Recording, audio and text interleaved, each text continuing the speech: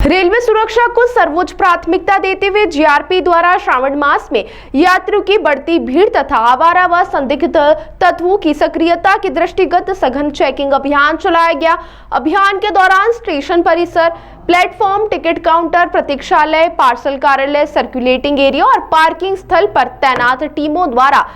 Checking की गई। बिना टिकट स्टेशन पर मौजूद, रात्रि काल में स्टेशन परिसर में सोने वाले तथा अनावश्यक रूप से घूमने वाले संदिग्ध व्यक्तियों की पूछताछ की गई। वहीं ई रक्षक ऐप के माध्यम से 250 से अधिक संदिग्धों की फेस डिटेक्शन के माध्यम से आपराधिक रिकॉर्ड चेक किए गए। वह इस पूरे मामले को लेकर रेलवे एसपी मनीषा सोनी ने बताया कि बड़े अधिकारियों के निर्देशन पर उज्जैन, इंदौर जीआरपी और आरपीएफ द्वारा सघन चेकिंग अभियान चलाया जाएगा। वहीं उन्होंने बताया कि कई बार ट्रेनों में जहर पिलाकर बेहोश करके वारदात की घटनाएं सामने आती है। इसको लेकर आम जनता से अपील की गई, जिसमें स्पष्ट रूप से कहा गया है किसी से भी कुछ भी यात्रा के दौरान न ले। कोई अगर ट्रेकिंग का सामान भी देता है तो भी न खाएं और संबंधित दुकान से यह सब सामान, उसके अलावा और कोई और शिकायत है तो रेलवे के ऐप से माध्यम से शिकायत कर सकते हैं। श्रावण मास में उज्जैन, ओंकारेश्वर, सीहोर इन स्थानों पर काफ़ी भीड़ होती है, तो इंदौर जीआरपी के द्वारा पुलिस मुख्यालय, रेलवे हेडक्वार्टर्स के द्वारा विशेष निर्देश भी जारी किए गए हैं। हमारी टीम्स जो जीआरपी की टीम्स है वो और साथ में आरपीएफ, हमारा जॉइंट ऑपरेशन इस दौरान में रहेगा और इसमें हमने विशेष सावधानी रखी है कि यात्रियों की भीड़ को देखते हुए, उनकी संख्या को देखते हुए और स्पेशल ट्रेन्स को देखते हुए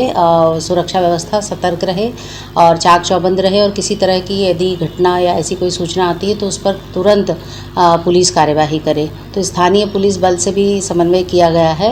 उज्जैन पुलिस से भी, इंदौर पुलिस से भी, तो आउटर एरिया में इस तरह से उनकी चेकिंग वगैरह भी निरंतर की जा सके। मैं विशेष तौर पे तरल पदार्थ और इन सब चीज़ों का जो सेवन करके चोरी वोरी की घटना को अंजाम दे देते हैं, उसको भी देखिए। कभी कभी ऐसी घटनाएं भी प्रकाश में आती हैं जिसमें किसी अनजान व्यक्ति के द्वारा या अनऑथराइज्ड पर्सन के द्वारा दी गई वस्तु के खाने से या किसी तरल पदार्थ के लेने से बेहोशी आ जाने के बाद उससे उसका संपत्ति ले लेने की या जहर खुरानी, जिसको आमतौर पर हम लोग कहते हैं, वैसी घटनाओं की भी बात सुनने में आती है।